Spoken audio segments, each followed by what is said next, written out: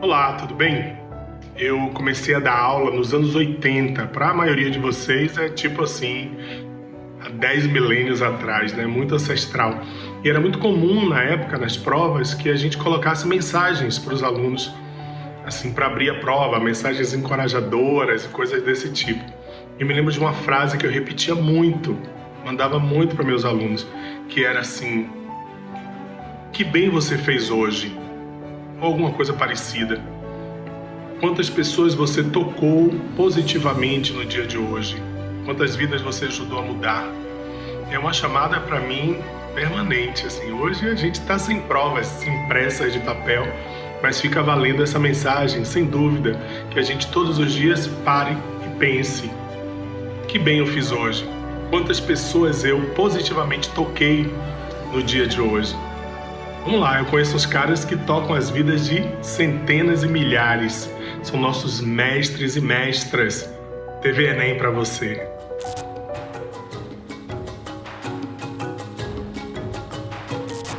Olá, eu sou Carol Silveira, professora de redação, e na nossa aula de hoje nós vamos falar sobre desvios gramaticais recorrentes nos textos de vocês. Bom, você já deve saber que o seu texto é avaliado sempre em 5 competências no Enem e que cada uma dessas competências vale 200 pontos. Por que é importante falar isso? Primeiro, que uma pessoa que tem muitos desvios gramaticais, ou seja, que tem dificuldades de adequar a sua escrita à norma padrão da língua portuguesa, geralmente tem a sensação de que, se eu errar muito vírgula no Enem, automaticamente eu zerei a prova, eu não vou conseguir uma média boa, isso vai afetar toda a conjuntura, e não é bem assim.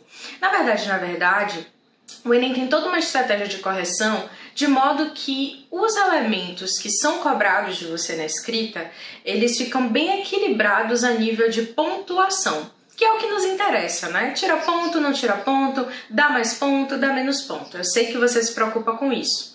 Bom, no caso do quesito gramatical, que é a sua competência de número 1, assim como nas outras competências que avaliam adequação ao tema, elementos coesivos, estratégia argumentativa e proposta de intervenção, os seus erros gramaticais, ainda que sejam muitos, então assim, se você tem muita dificuldade em acentuação, em vírgula, em escrita de algumas palavras, ainda assim você pode tirar uma nota boa no Enem.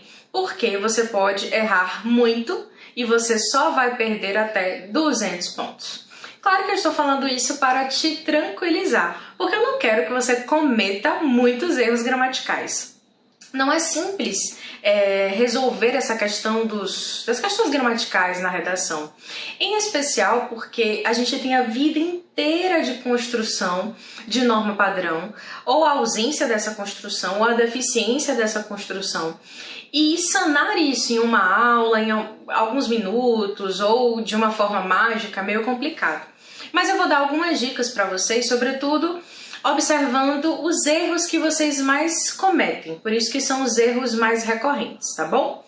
Bom, a primeira coisa é que eu sempre observo quando os meus alunos trazem textos e redações para mim, que quando eu sinalizo alguns erros de acentuação mesmo gráfica, você esqueceu de colocar um acento agudo em uma palavra ou um acento circunflexo em outra, normalmente isso acontece por falta de atenção e revisão. Então, uma estratégia simples que vai ajudar você a evitar erros gramaticais é, sempre que você terminar de escrever o seu texto, você lê com muita atenção esse texto, sempre tentando observar e lembrar desses elementos, tá? Uma outra dica muito importante é que você revise a questão do novo acordo ortográfico. Sério, Carol, novo acordo ortográfico, eu preciso saber isso? Eu pensava que isso era um conteúdo que só seria cobrado na prova de língua portuguesa. Mas redação também é uma prova que avalia o seu domínio, né? A sua eficiência no sentido de adequar o seu texto à norma padrão. Então sim, em redação você também é avaliado quanto à gramática. Quando eu digo revisar o novo acordo ortográfico, não quer dizer que você tem que decorar tudo aquilo, não. Mas quer dizer que você tem que transformar aquilo em um banco de informações pontuais para aquilo que você mais utiliza. Como assim? Por exemplo, uma palavra que a gente utiliza muito em redação é ideia. O acento de ideia, de acordo com o novo acordo, sendo bem redundante, mais precisa, caiu. Então, é importante que você não coloque esse acento, porque se você colocar, embora em algum momento da história esse acento já tenha sido aceito, a gente não vai considerar e isso vai acarretar perda de pontos. E outra coisa interessante também é você salientar, e aí já estou unindo dica 2 com dica 3, que é você observar que existem, sobretudo, palavras com acento circunflexo, aquele chapeuzinho, que esse acento caiu de uma vez por todas. Em outras palavras, esse acento permanece, então é muito comum vocês fazerem confusão sobre isso. Por exemplo, quando você tem vogal duplicada, como acontece na palavra vou e na palavra vem, no sentido de enxergar, né? Vem no sentido de enxergar, que esse E está duplicado e em vou que esse O está duplicado, esse acento circunflexo que existia nessas duas palavras não existe mais. Contudo, na palavra vem, no sentido do verbo vir, e na palavra tem, no sentido do verbo ter, esse acento ele continua sendo usado e é muito importante que você coloque, porque não só é uma questão de acentuação, mas sobretudo é uma questão de concordância. Então, se eu digo assim, o Brasil tem problemas. O Brasil, sujeito singular, tem problemas, esse tem não tem acento circunflexo. Mas se eu digo as escolas têm problemas, quando eu digo as escolas, plural, tem plural, esse acento é necessário porque ele marca o plural. E a mesma coisa acontece com vem. Então, se eu digo no verbo vir, tá? Se eu digo assim, ela, singular, vem para a aula, não coloco acento circunflexo. Mas se eu digo eles vêm para a aula, eles, plural, vem com acento circunflexo. Ou seja, essa dica é muito importante porque é um erro muito recorrente que vocês cometem quando o assunto é competência 1, né? Então vocês perdem pontuação por causa disso. E não tem necessidade nenhuma, não é mesmo? Outro erro muito recorrente é que vocês colocam mais ao invés de mas. Lembrando que mas, sem i, é um conector adversativo, pode ser substituído por porém, contudo, todavia, entretanto, e expressões como em contrapartida, por outro lado, enquanto que o mais, com i, é no sentido de intensidade. Então, como a gente utiliza muitos conectores, né, em redação, é muito importante que vocês atentem a isso para não cometer esse erro de maneira exagerada. Além desses elementos, lembrando, gente, que eu estou falando erro, mas quando eu digo erro é porque está em desacordo com a norma padrão. Não existe, obviamente, um único jeito de se falar ou de se escrever. Eu mesmo, durante a aula, posso utilizar várias palavras, né, que a gente não consideraria de acordo com a norma padrão, como tô, pra. Isso são variantes, né? Mas não tem problema nenhum. Mas quando o assunto é redação para o Enem, sim, é importante que você atente à norma padrão, porque é exatamente isso que é exigido na sua competência de número 1. E por último, que eu acho que é muito importante para você que vai fazer redação, é atentar aos vícios de linguagem. Nós temos muitos vícios de linguagem que são recorrentes nas nossas redações, nos nossos textos, só que eles são pertencentes à oralidade. Então, quando a gente vai passar o nosso texto para a escrita, e uma escrita formal, né, com uma exigência toda formal, de acordo com o Enem, é importante a gente ter cuidado com esses vícios, tá? Então, por exemplo, essas abreviações, tá ao invés de está, pra ao invés de para, que mais? Viu né? Funções fáticas, por exemplo, viu, né, certo? Esse tipo de elemento a gente não utiliza em redação. E um vício de linguagem que eu observo muito nos textos também é quando a gente faz assim, locuções verbais com o verbo acabar ou terminar. Então, se você diz violência acaba gerando violência, falta de educação termina gerando falta de educação. Isso não deve ser feito, deve ser violência gera, ao invés de acaba gerando, tá? Falta de educação traz falta de educação, gera e não termina gerando, tudo bem? Então, observe sempre se você está adequando a formalidade do seu texto, porque com certeza isso vai te ajudar a não perder tanto ponto na competência de número 1, tá bom? No mais, revisem sempre gramática, assistam sempre às aulas de língua portuguesa, sobretudo no que diz respeito a diferenciar a linguagem denotativa e conotativa, para que você não utilize a linguagem conotativa no seu texto, mas sim denotativa. E não esqueça de sempre revisar, porque como disse, às vezes não é nem um erro ou um desvio por falta de conhecimento, às vezes é por falta de atenção. Eu espero ter te ajudado e até a próxima aula!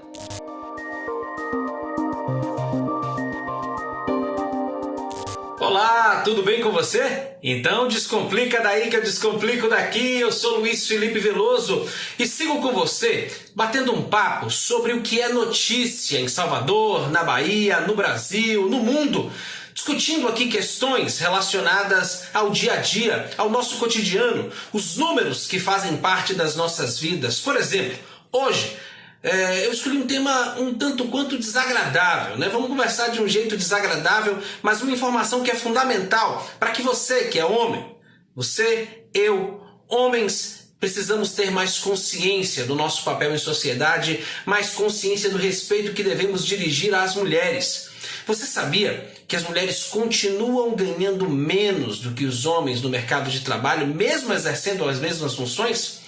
Veja só esse número que foi divulgado agora no primeiro semestre na PNAD Contínua, que é a Pesquisa Nacional por Amostra de Domicílios do IBGE, Instituto Brasileiro de Geografia e Estatística. Segundo esse levantamento, os homens ganham quase 30% a mais do que as mulheres, dados de 2019. Para ser mais preciso, 28,7% a mais do que as mulheres. O salário médio dos homens no ano passado, aí, segundo esse levantamento, foi de R$ 2.555, enquanto as mulheres receberam em média R$ 1.985. Veja só a diferença larga, né? Justamente dirigida a um público que é o esteio da nossa sociedade. As mulheres que comandam mais de 50% dos lares brasileiros são obrigadas a receber menos do que os homens em mesmas circunstâncias de trabalho, destacando sempre, hein? O detalhe é que o salário médio nacional, de acordo com a pesquisa, né, foi de 2.308. Se o homem ganhava, em média, 2.555, ele inclusive estava ganhando acima da média salarial do país. A gente precisa destacar uma outra coisa. Em 2019, éramos, no Brasil, pouco mais de 92 milhões e meio de pessoas acima dos 14 anos, portanto, em condição de exercer uma atividade profissional. O número é 2,6% maior se comparado com o de 2018. Como é óbvio, as mulheres, né, elas estão em grande maioria na nossa sociedade, elas estão mais disponíveis no mercado de trabalho, né, acima dessa idade de 14 anos. Mas veja só, em 2019, contraditoriamente, os homens representavam 56,8% da parcela da população que efetivamente trabalhava. Quer dizer, pessoas que trabalhavam de forma regular, com carteira assinada, com direitos adquiridos, com os direitos respeitados. O que, né, traz um retrato triste para o público feminino, quando, sabendo que elas dirigem os lares do nosso país, elas são responsáveis por manter a maior parte dos lares do nosso Brasil. Isso quer dizer, meu povo, que a estas mulheres estão reservados apenas às tarefas básicas, a atividades domésticas, atividades que não têm os direitos respeitados, portanto, não dão direito a férias, não dão direito a seguro-desemprego e a vários outros benefícios que, com o passar dos anos, têm ficado cada vez mais escassos, mas que são de direito de todos nós. Eu vou ficando por aqui hoje, claro, lembrando sempre, descomplica daí que eu descomplico daqui. Se você tiver alguma dúvida, quiser bater um papo conosco, pode procurar lá no Instagram, @LuizFelipeVeloso. Manda uma sugestão de pauta no direct. Quem sabe a gente não conversa sobre esse assunto por aqui, tá bom? Um forte abraço e até a próxima.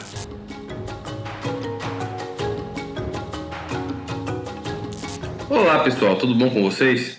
Meu nome é Victor Aramaio. Estamos aqui mais uma vez para outra aula de matemática com o assunto de juros compostos.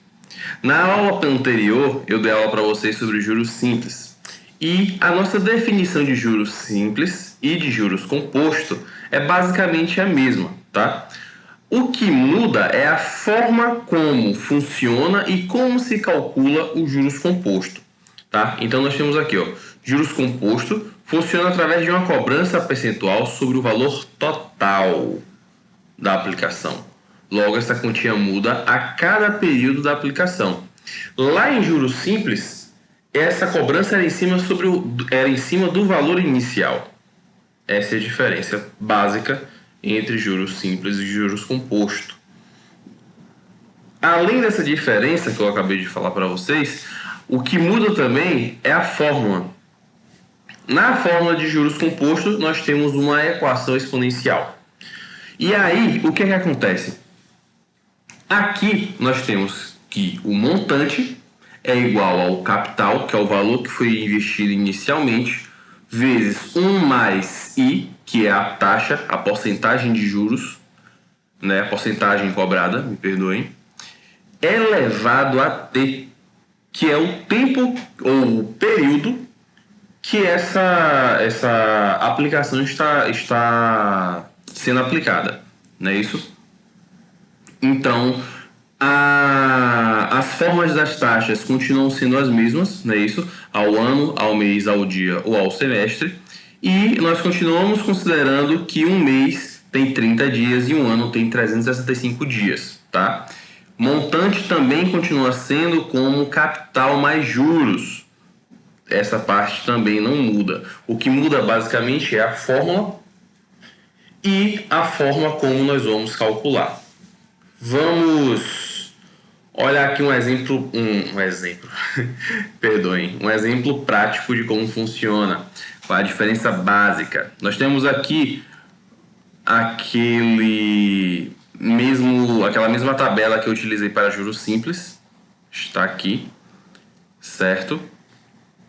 E aí, como a gente tinha visto anteriormente, né? O capital ele é de R$1.000, ele não se altera. O juros cobrado é sempre em cima desses R$1.000, então os juros a cada mês que vai entrar é de R$100, é um valor fixo e constante. E o montante vai aumentando, né? Proporcionalmente, o montante vai aumentando sempre com valor constante. Então, o montante a cada mês aumenta R$100. Então, no primeiro mês eu tenho 1.100, no segundo mês eu tenho 1.200, 1.300 e por aí vai. Já aqui no juros composto, isso aqui é o nosso juros composto. O nosso capital, no caso, o capital ele continua o mesmo basicamente, só que a cada mês a nossa base para a cobrança é o que muda, tá certo? Então, no primeiro mês, a minha base era de R$1.000, que foi um valor emprestado, que foi emprestado aplicado. O juros no primeiro mês é de R$100 e o nosso montante é de 1.100. Já quando chega no segundo mês, isso aqui muda. No segundo mês, a minha base vai ser o total acumulado, então não vai ser mais R$1.000, vai ser R$1.100, ok? Porque eu vou pegar o valor acumulado total. No segundo mês, os meus juros serão de R$1.100 e o meu montante será de R$1.210. Quando nós vamos aqui agora para o terceiro mês, Aí você está vendo que mudou novamente a quantidade de juros que está entrando. Enquanto lá no juros simples era um valor sempre constante, aqui ele sempre vai mudando. Então agora vai entrar R$ 121 e, portanto, o nosso valor vai ficar em 1.331. E aí isso aqui vai continuar aumentando exponencialmente, certo? Vou fazer aqui agora com vocês uma questão que caiu na prova do Enem de 2019. Uma pessoa se interessou em adquirir um produto anunciado em uma loja, negociou com o gerente e conseguiu comprá-lo a uma taxa de juros compostos de 1% ao mês. Já temos aqui nossa taxa de juros. O primeiro pagamento será um mês após a aquisição do produto e no valor de R$ 202. Então, já vou colocar aqui separadinho bonitinho que no primeiro mês o pagamento foi de R$ 202, certo? O segundo pagamento será efetuado um mês após. Então, no nosso segundo mês, um mês após o primeiro, e terá o valor de R$ 204,02. Então vamos anotar aqui que ficou em R$ 204,02. A parte chata de juros compostos é isso, viu? Que sempre dá um número decimal bem estranho e aí dá uma dorzinha de cabeça às vezes para calcular. Então vamos lá. Para concretizar a compra, o gerente emitirá uma nota fiscal com o valor do produto à vista negociado com o cliente correspondendo ao financiamento aprovado.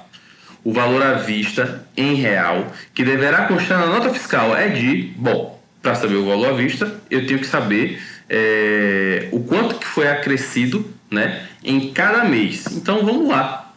No primeiro mês, eu tenho que o meu montante foi igual a 202. A minha taxa é 1%, porque a taxa não muda, né? E aí a gente já sabe aqui que isso aqui é 1 sobre 100. Ou, se vocês preferirem, 0,01. E o período é 1. Porque estamos falando do primeiro mês, né? Só aplicar a fórmula, minha gente. M é igual a C, abre parênteses, 1 mais I elevado a T. 202 é igual a C, porque é o que nós estamos procurando, vezes 1 mais 0,01 elevado a 1. 202 é igual a C vezes 1,01, ok?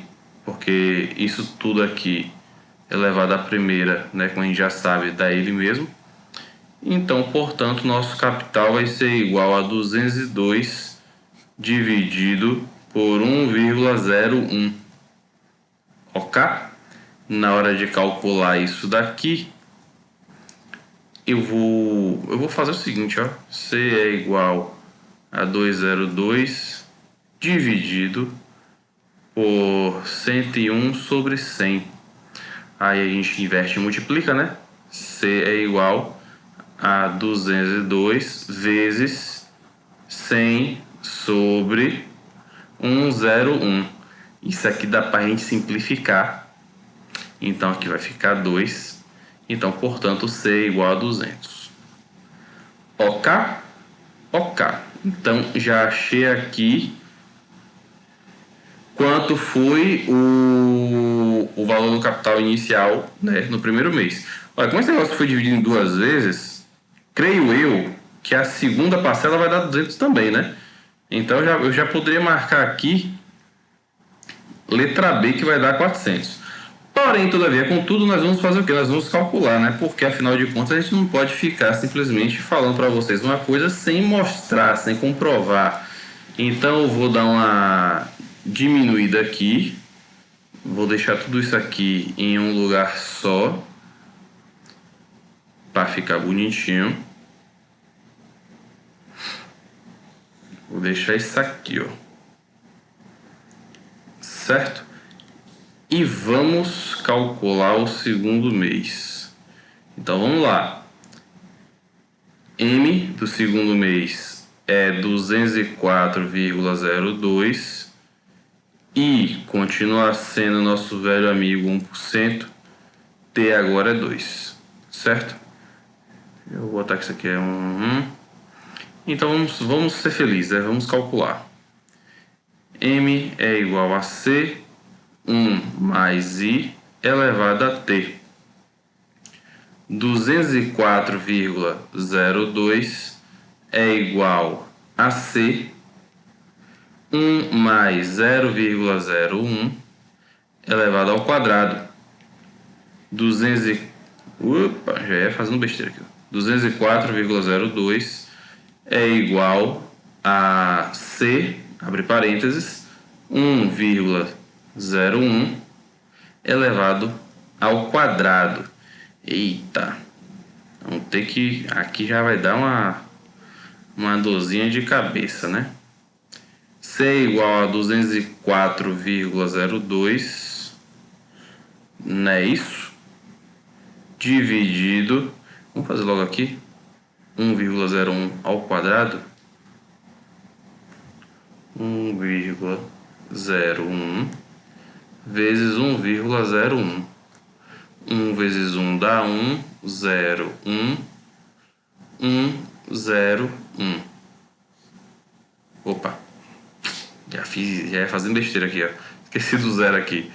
É 0, 0, 0, 1, 0, 1. Agora vai. 1, 0, 2, 0, 1. Não é isso? Aí, como eu tenho 4 números atrás da vírgula, eu conto 4 números aqui e boto nossa vírgula aqui. Correto? Continuando, então. Isso aqui vai ficar 1,0201. Aí, agora, vamos continuar nossas contas, né? Vamos facilitar nossas vidas. 204 C é igual a 204,02 dividido. Olha que engraçado, isso aqui um negócio ali é o dobro, Rapaz, olha. Fazer melhor ainda, galera. Aqui, como eu tirei 2 números da vírgula, aqui vai ficar sobre 100 dividido por 102,01 dividido, tirei 4 números, 10.000. Vocês entenderam o que eu fiz, né? Transformei os números decimais em frações. Aí, ó, como é que a gente faz aqui? Divisão de fração. Conserva a de cima, 204,02, no caso 20.402, dividido por 100 e multiplica pelo inverso da de baixo. O inverso da de baixo é 10.000 dividido por 10.201. Então, C é igual a... Corta 2 zeros aqui, 2 zeros aqui. Já identifiquei que esse número daqui é o dobro do de cá. Então, corta, aqui fica 2. Então, fica 2 vezes 100. C é igual a 200. Again. Olha o dedinho para fazer cat aí, viu, minha galera? Vocês não precisam esquentar a cabeça de vocês. Às vezes a gente olha assim, meu Deus do céu, como é que eu vou fazer isso? Ai, Jesus Cristo, que conta enorme, que número feio. Não precisa ter medo não, minha galera. Não precisa ter medo não, porque a matemática é linda e maravilhosa. Tá aqui, tá feito. Sem nenhuma dor de cabeça, sem nenhum morto e sem nenhum ferido. Então, portanto, eu tenho... Deixa eu botar de outra cor aqui para ficar nítido. Eu tenho 200 da primeira parcela, 200 da segunda parcela, portanto, como eu tinha previsto, o nosso total é de R$400. que vai constar na nota fiscal desse rapazinho aí. Espero que vocês tenham entendido, espero que vocês tenham gostado. Muito obrigado e até a próxima. Um beijo.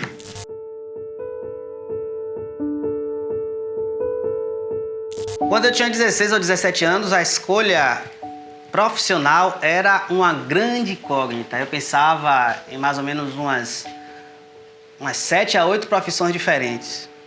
Chegou aos 17, reduziu para 8. Quando eu cheguei aos 20, ela foi para umas 15 profissões diferentes.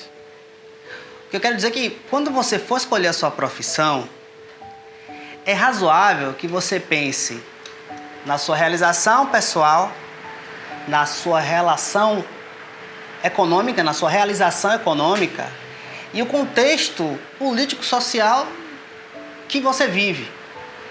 Mas dessas 3 posições, a melhor é a sua realização profissional.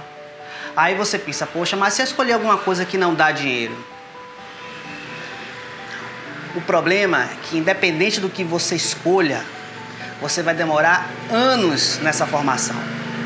Isso significa que se você não escolher alguma coisa que você tenha um mínimo de afinidade, vai ser complicado. Porque mesmo que você escolha o que você gosta, vai acontecer aquela coisa que acontece já no nível fundamental. Você sempre se pergunta, poxa, para que eu estou aprendendo Fórmula Bhaskara? Para que serve a Fórmula Bhaskara? Esse tipo de pergunta você vai se fazer no seu processo de aprendizagem, independente da profissão que você escolha. Porque aprender alguma coisa que você não sabe é muito chato. E muitas vezes você vai estar achando que é incapaz, inapto para aquilo que você escolheu. Então, se alguma coisa que você tem afinidade, seja lá o que for, as chances de você ser um bom profissional e se sentir realizado são muito grandes. Você quer ganhar dinheiro? Você quer ganhar muito dinheiro? Tome um certo cuidado para você não desperdiçar boa parte da sua vida apenas pensando nisso. Porque você pode se transformar num profissional péssimo. Ou talvez um profissional excelente, mas com uma construção emocional e psicológica completamente perdida, como vários profissionais excelentes que você vai conhecer ao longo da vida, de professores a médicos, que são péssimas pessoas e na prática não contribuem em nada a não ser com impostos para a sociedade. É importante que você se pergunte isso.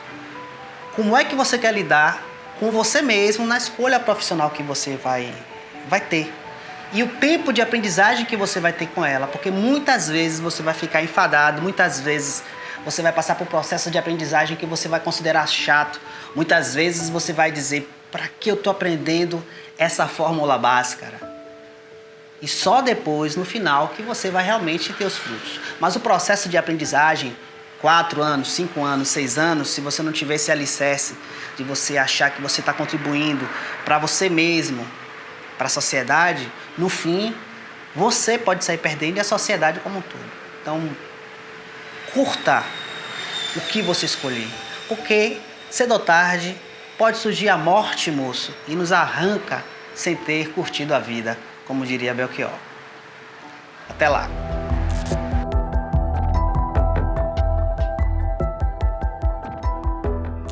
Olá, lindos! Como é que vão? Tudo bem? O Enem tem data, viu? Janeiro. Olha só, hoje vamos entender um processo de divisão celular chamado mitose. O Enem, mitose cai muito, tá? O que é a mitose? A mitose é um processo de divisão celular na qual a célula-mãe origina 2 células filhas com o mesmo número de cromossomos. Ou seja, se nossas células têm 46 cromossomos, ao sofrer mitose, nossas células originam 2 células filhas com também 46 cromossomos. Olha aqui, tá? Aqui eu tenho 4 cromossominhos, aqui no final 4 cromossominhos. A mitose é um tipo de divisão equacional. O que é equacionar? Igualar. Ou seja, o número de cromossomos mantém-se constante, tá? No processo da divisão. Agora, olha que interessante a meiose. A meiose é um tipo de divisão reducional. O que é reducionar? Reduzir a metade. A célula-mãe origina 4 células filhas com metade do número de seus cromossomos. Se aqui tem 4, ó, 2, 2, 2, 2. ok? Aguarde a aula de meiose que a gente vai falar sobre crossover. Não perca. E aí, para você entender melhor, ó, 46, 46, 46, 23. Perceba que na meiose, ó, as células filhas, elas são diferentes da célula mãe. Por que, Ellen? Na próxima aula eu te conto. Mas na mitose não. As células filhas, elas são praticamente iguais, tá? E um dos motivos para isso é a conservação do número de cromossomos. Ellen, para que serve a mitose? Desenvolvimento celular, desenvolvimento embrionário, tá? Regeneração de tecido.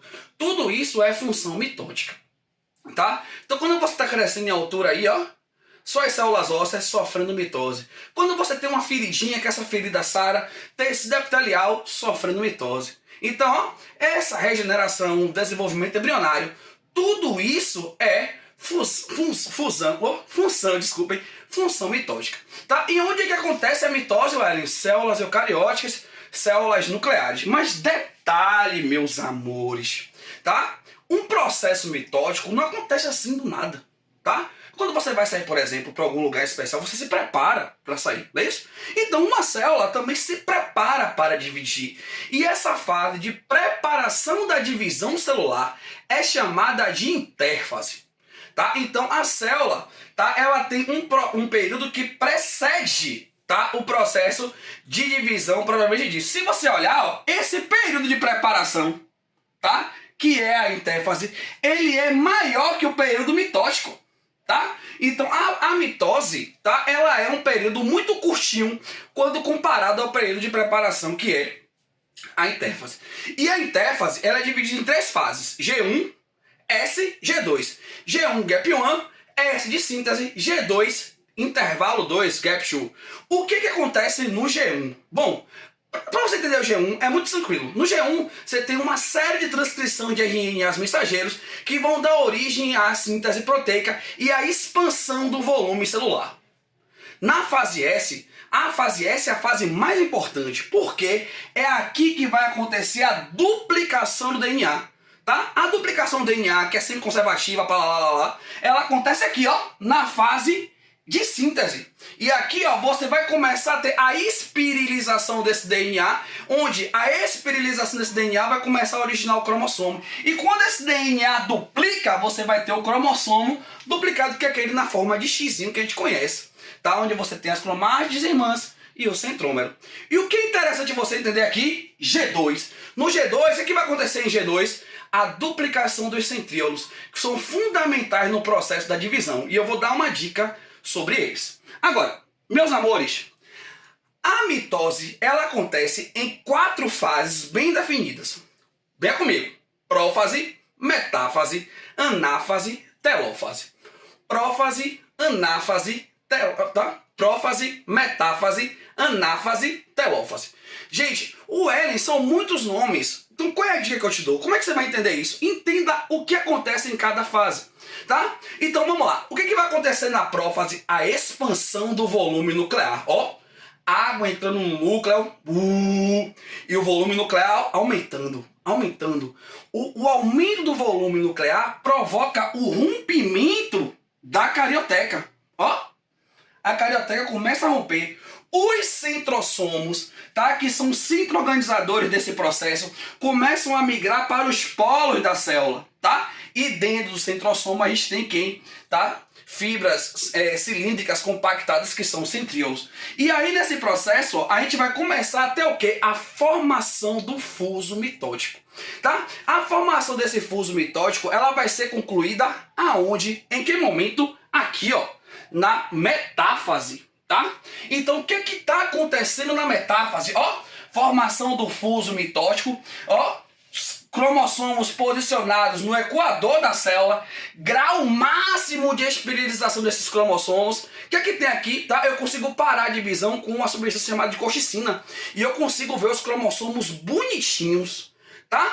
E aí, ó, perceba que todos eles estão, ó, ancoradinhos. E aí, ó, as fibras do fuso, cada uma ancora um centrômero de um lado. Polo norte ancora o centrossomo, o cromossomo na parte norte. Polo sul, tá? Ancora no cromossomo na parte sul. E aí, ó, o que vai começar agora? O cabo de guerra. Tá? O que é o cabo de guerra? Essas fibras do fuso encurtam. Quando essas fibras do fuso encurtam, tá? A fibra norte encurta para o norte, a fibra sul encurta para o sul. Então assim são forças opostas. Bum! Só que como esses cromossomos estão unidos, tá? Através do centrômero, o que vai acontecer aqui? Esse centrômero rompe. Então quando ele rompe, ó, uma parte sobe e outra parte, ó, desce. Tá vendo isso aqui? Olha como é interessante, ó. Uma parte sobe e uma parte desce. Agora repara, gente, ó. Essa separação aqui ocorre entre cromátides irmãs. Então, na mitose, tá? A anáfase separa cromátides irmãs, tá?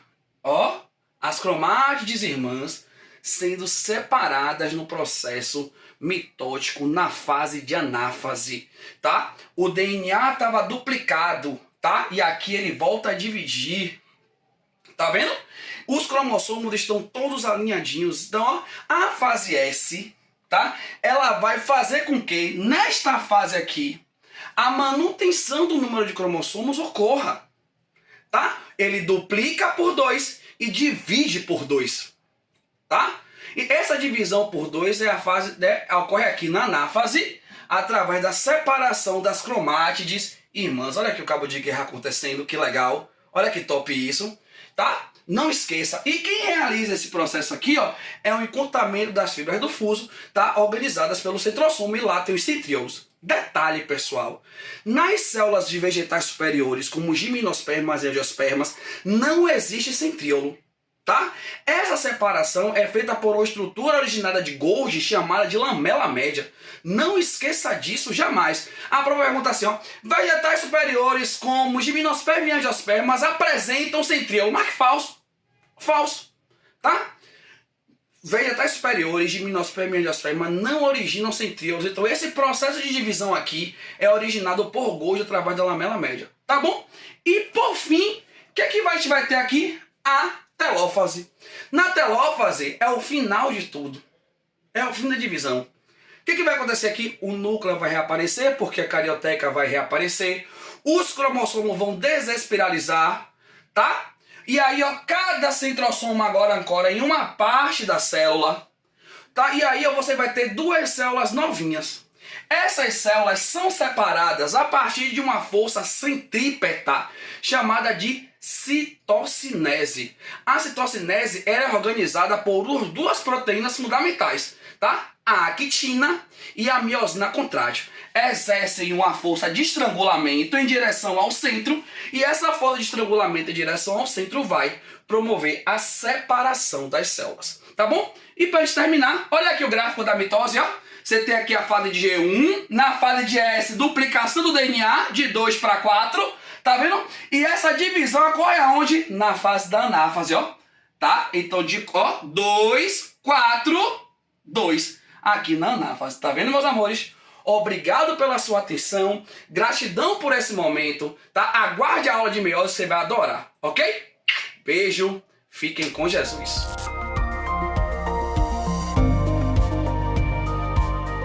Salve, galerinha, tudo bem com vocês? Eu me chamo professora Cintia Lima de Humanidades e estou muito feliz de estar aqui mais uma vez nesse projeto que é a TV Enem, que democratiza e deixa mais justa a educação. Estamos em vários canais de TV, estamos na internet, estamos em qualquer lugar para ajudar você a realizar o seu sonho. Hoje nós vamos fazer uma aula bem interessante, que é o complemento de uma aula que já aconteceu, que você pode vir aqui nos nossos arquivos e encontrar, que é a aula sobre a aldeia global. Já falamos sobre a aldeia global, os impactos da internet no mundo e principalmente sobre o Marco Civil da Internet, que é a legislação central, né, que nos legisla aí direitos e deveres para a internet. Hoje nós vamos falar de TICs e vamos falar dos perigos da internet, ou seja, do cybercrime.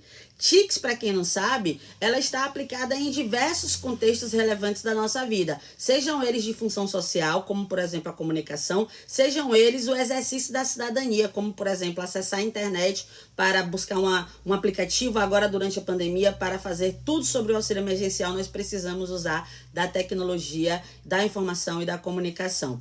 E aí, o que eu queria trazer para vocês era basicamente o conceito de TICs, que exerce cada vez mais esse papel importante dentro dos processos comunicativos e cada vez mais nos leva a aprender e a viver de forma diferente.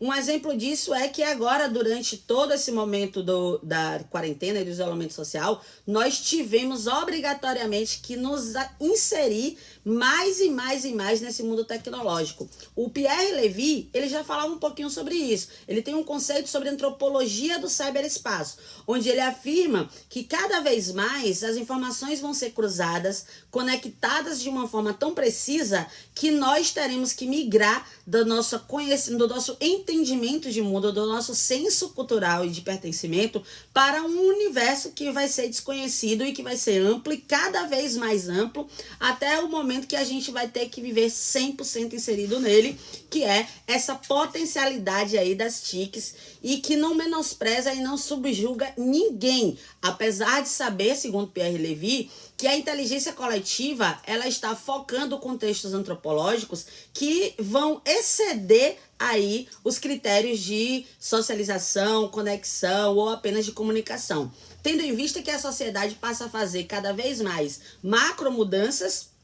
E essas macromudanças são inexplicadas, né, dentro de uma composição de uma rede, como, por exemplo, empresas, movimentos políticos, novas formas de vender, disruptividade cultural, de comunicação e principalmente de se relacionar com as famosas redes sociais. E aí a gente entende que o homem, né, esse homem pós-moderno, ele tem características individualistas, ele tem características cosmopolitas, e por essa razão que o Manuel Castells, ele diz que uma das características predominantes dessa revolução tecnológica é o fato de que as invenções não se dão de forma isolada, elas se dão sempre conectadas com necessidades que nós temos no nosso mundo real.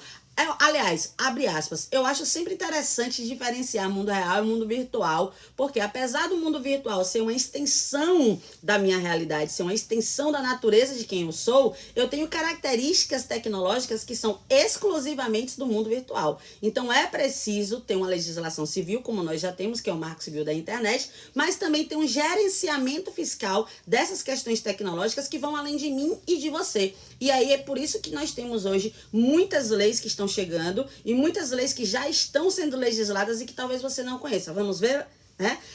Eu gosto do Zygmunt Bauman quando ele diz que segurança sem liberdade é escravidão e liberdade sem segurança é um completo caos. É a incapacidade de fazer nada, de planejar nada, nem mesmo de sonhar com isso. Então você precisa dos dois, de segurança e liberdade. A grande pergunta é, será que a internet nos permite segurança e liberdade dentro de um senso totalitário? Eu acredito que não. O artigo 8 do Marco Civil da Internet, ele nos dá garantia do direito à privacidade e à liberdade de expressão nas comunicações, sendo condição para o pleno exercício dos direitos do acesso à internet todos os parâmetros que estão apregoados no Marco Civil da Internet. E aí nós vamos falar de alguns crimes virtuais e de alguns cybercrimes que estão se tornando bastante comuns. Um que com certeza você já caiu é o phishing, que é aquela tentativa que as pessoas têm, né, de conseguir os nossos dados aí. E a gente viu recentemente, agora no primeiro semestre, bombar uma espécie de phishing, né, com a aplicação daquele aplicativo do envelhecimento e também com aquele aplicativo do como eu seria se eu fosse homem, como eu seria se eu fosse mulher. Então você percebe que pessoas extremamente esclarecidas, que pessoas extremamente públicas, gente bilionária, como por exemplo o Neymar, caiu nesse phishing aí, que era uma tentativa de coletar dados e informações sobre o indivíduo através de um aplicativo 100% gratuito, cheio de entretenimento, bem bacana, sedutor e que nós caímos como um grande peixe. Nós temos os botnets, né, que é a tentativa de usar a internet para tratar de dar literalmente bots, né, em nós. Por exemplo, eu vou pegar um caso antigo, né? Eu me lembro perfeitamente lá naquela discussão ampla que o Brasil estava tendo sobre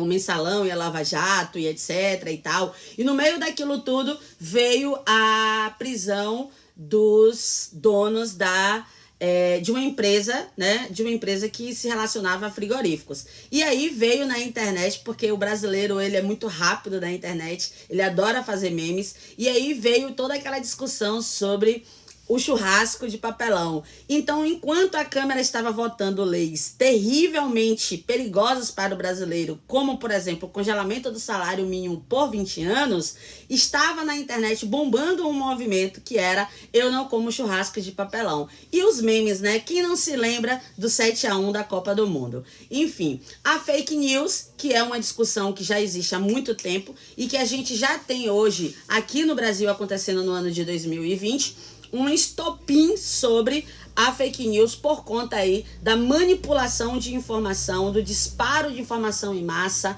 e principalmente do disparo de informação em massa errônea, da informação que é fake, da informação que é falsa, que é mentirosa e que consegue manipular as massas para chegar aos fins desejados. Então a gente tem o caso da Cambridge Analytica lá na Inglaterra, que fez todo esse movimento de disparo em massa para produzir e conseguir a Brexit. A gente tem o caso da eleição do Donald Trump e a gente tem a eleição no Brasil, que todos nós vivemos e sabemos exatamente como funcionam as fake news, porque com certeza você recebeu uma delas. Mas enfim, fake news não está só na política, está em todos os lugares, com a falta de pesquisa e de conhecimento e a facilidade em reprodução no compartilhamento dessas informações. Nada mais sedutor do que apenas um clique, né? E aí a gente tem algumas gerações, né? As gerações Z, Y, X, Baby, os veteranos, os nativos virtuais, os migrantes virtuais, que eu já falei na aula de Aldeia Global. E a gente tem a geração Alfa, que é essa geração que já nasce conectada. Mas, apesar disso ser muito lindo, muito evolutivo e muito tecnológico, nós temos 63,4 milhões de brasileiros que não têm acesso à internet. E ainda assim, cybercrime, que seria invadir dispositivos informático alheio ou conectado à internet ou não, a fim de obter, adulterar, destruir, a fim de ter algum benefício com isso, é crime no Brasil. Reza a lenda que a internet é terra sem lei. Isso é mito.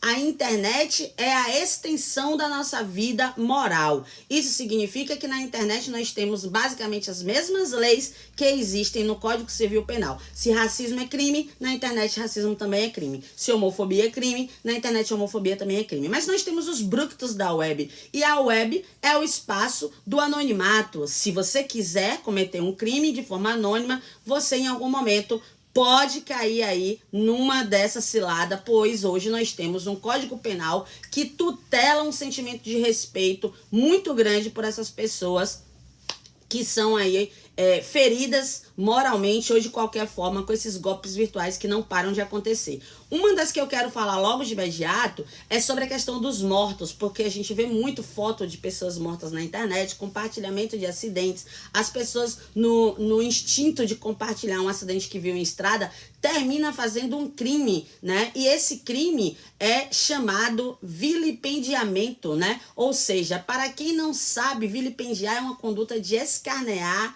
de destratar, de humilhar, de desdenhar e menosprezar o corpo humano, já que a vida humana ela é prescrita na legislação como inviolável, então também na internet é crime inviolar o corpo humano, seja ele vivo ou morto, mas nesse caso eu estou me referindo aos mortos, tá? É caso de polícia tirar fotos de pessoas mortas, compartilhar, curtir e publicar. O artigo 212 do Código Civil Penal diz que vilipendiar cadáver ou suas cinzas é uma pena de detenção de 1 a 3 anos seguidos de multa. Além disso, nós temos os cybercrimes mais comuns, como, por exemplo, furtos de dados, compras online fraudulentas, utilização de software falsos, apologia ao crime, plágio, calúnia, difamação, injúria, pedofilia e, basicamente, o bullying virtual, tá? Mas eu queria dizer para vocês que no ano de 2018, a Justiça Gaúcha, ela já condenou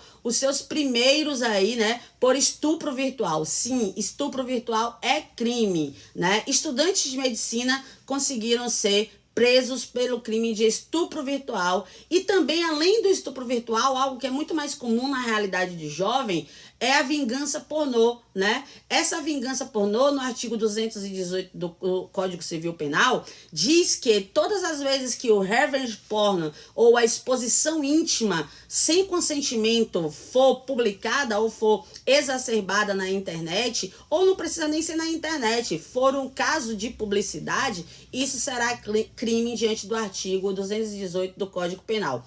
Além disso, o seu perfil fake para stalkear é crime também. Criar um perfil fake nas redes sociais para causar danos à imagem de alguém é a mesma coisa que criar uma falsa identidade. E está previsto na lei, no artigo 307 do Código Penal. Multa e detenção, caso e dependendo do caso e dependendo do que você vai promover com esse perfil fake, certo?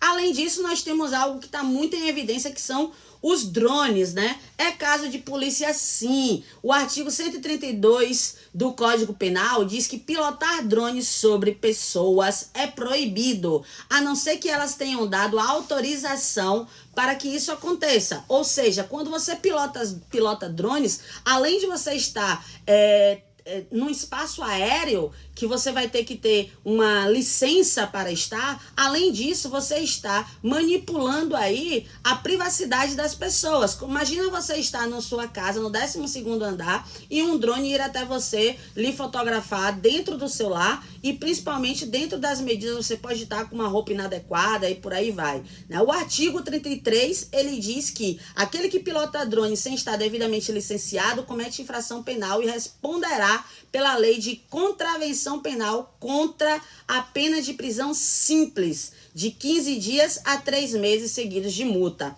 E o mais famoso e o mais importante de todos que eu quero falar para vocês é o cyberbullying, né? O que é o cyberbullying? É o bullying que ocorre na internet. Quais são as principais causas dele? Uma pessoa decide, né, por alguma maneira, atingir o outro através das redes sociais, através das plataformas digitais, moralmente, psicologicamente, tudo que o bullying também, né, exerce.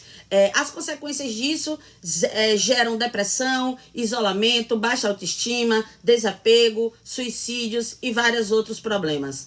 Como evitar isso, né? As leis estão aí para evitar isso. O fato é que a maioria das pessoas que praticam um crime de cyberbullying, que é um dos mais velhos de 2015, essas pessoas não têm conhecimento sobre a nova legislação e acham que a internet é uma terra sem lei. Então, como é que isso acontece? Começa como uma simples brincadeira nas redes sociais e termina aí sendo o famoso hater, que é aquela prática ou ato de odiar alguém. O hater é a expressão que nós temos mais visto na sociedade atualmente e que gera os cancelamentos. Então, tudo começa com um bullying virtual, passa para uma prática de hater, que é simplesmente odiar alguém por simplesmente odiar, e passa-se através dessa prática do hater, que, como a gente sempre brinca, hashtag odiadores irão odiar, e essa prática, ela trouxe aí uma fragilidade, uma insegurança e enfatizou mais uma nova prática, que é o cancelamento virtual, que com certeza já estará na legislação também. O que eu quero dizer para vocês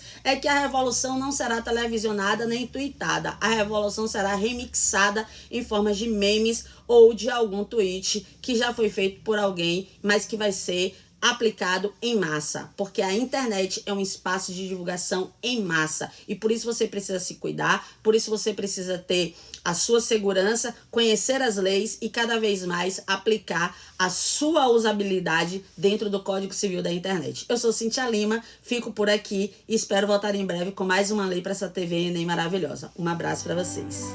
O bem que esses professores fazem vem do conhecimento, vem desse que é de todos o presente maior da vida, que é o saber, que é o conhecimento cotidiano. Eles compartilham isso com a gente todos os dias no TV Enem. E você vai reproduzir isso, vai divulgar, vai avisar seus amigos, vai espalhar essa onda, essa corrente do bem que é o TV Enem. Lembrem-se, nós estamos com a nossa plataforma tvenem.com.br, estamos no Instagram, @TVEnem, no YouTube, no canal do Escritório do Pensamento, tem lá uma playlist com todas as aulas do TV Enem e, claro, nas TVs a cabo e nas TVs abertas também. Paz e luz para vocês, vamos em frente.